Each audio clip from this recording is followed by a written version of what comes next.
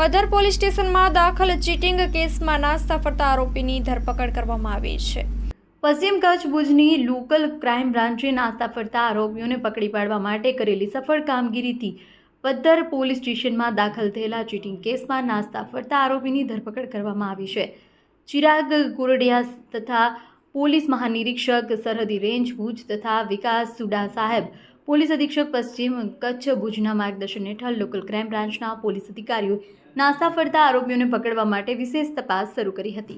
તપાસ હેઠળ local crime branch પશ્ચિમ કચ્છ ભુજના police inspector SN Chudasama, police sub inspector AR Jethi, police staff માર્ગદર્શન હેઠળ SASI પ્રદ્યુમનસિંહ ગોહિલ તથા પોલીસ હેડ કોન્સ્ટેબલ મહિપાલસિંહ પુરોહિત, મૂળરાજભાઈ ગઢવી, શક્તિસિંહ ગઢવી અને મહેન્દ્રસિંહ જાડેજા સહિતની ટીમે ગુનાની ઊંડાણપૂર્વક તપાસ કરી।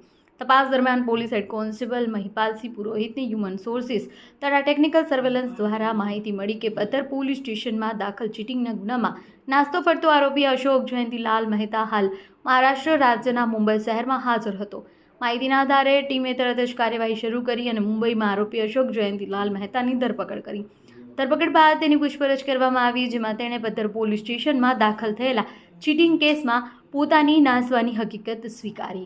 આરોપીની ધરપકડ પછી તેને પદ્ધર પોલીસ સ્ટેશનમાં સોંપવામાં આવ્યો, જ્યાં તેની આગળની તપાસ ચાલી રહી છે। આ સફળ કાર્યવાહીથી લોકલ ક્રાઇમ બ્રાન્ચની ટીમે નાસ્તા ફરતા આરોપીઓને પકડી પાડવાની ક્ષમતા દર્શાવી છે અને આ ગુનાહિત પ્રવૃત્તિઓ સામે કડક કાર્યવાહી ચાલુ રાખવાનો સંદેશ આપ્યો છે।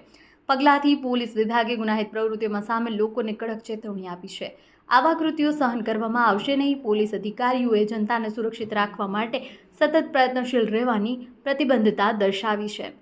અહેવાલ માં ન્યૂઝ કિરણ ગોરી ભુજ।